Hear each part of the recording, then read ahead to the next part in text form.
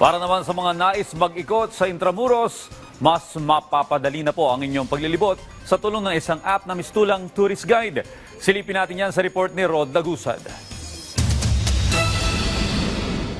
Nakapunta ka na ba sa Intramuros? Nalibot ang makasaysayang Walled City? O nais bumalik at muling sariwain ng nakaraan na siyang mahalagang bahagi ng ating kasaysayan? Ngayon ay mas madali na ang bumisita dito, lalo't isang app ang binuo para rito. Makakatulong ang app para sa mga madalas na maligaw dito dahil may mapa ng pwedeng gamitin. Kasama na rito ang guide kung saan ba pwedeng pumunta rito.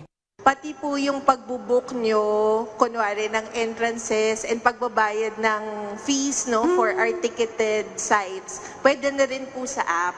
We have also a feature on DOT accredited tour guides para hindi po tayo masascam, mabubudol. You are sure na yung mabubook nyo po na tour guide is someone who has passed through the rigorous training.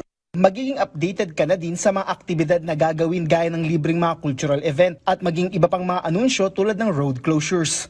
Using these technologies are very important because we are merging not only the history but the actual living or lived experiences of people, not only tourists, but people around Intramuros. Maaaring subukan ang Intramuros app sa website na app.intramuros.gov.ph.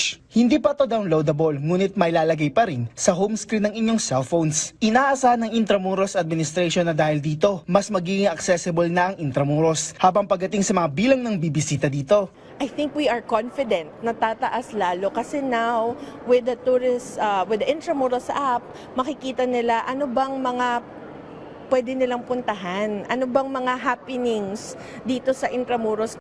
Sa phase 2 ng app ay inaasahan na masasama na rin ang pag-a-apply ng permit gaya ng pagsasagawa ng shoot o gate pass.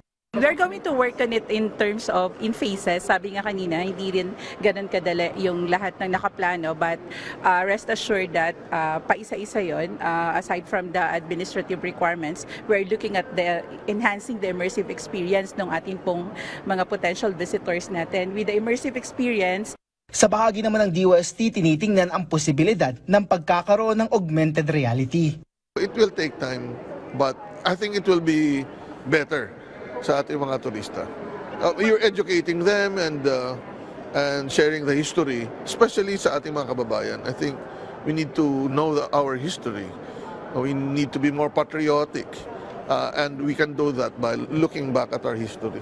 Sa tulong ng app, inaasahan na mas makikilala at matututo hindi lang ang mga Pilipino, kundi ang mga banyagang turista sa makasaysayang Walled City, ang Intramuros. Rod Lagusad, para sa Pambansang TV, sa Bagong Pilipinas.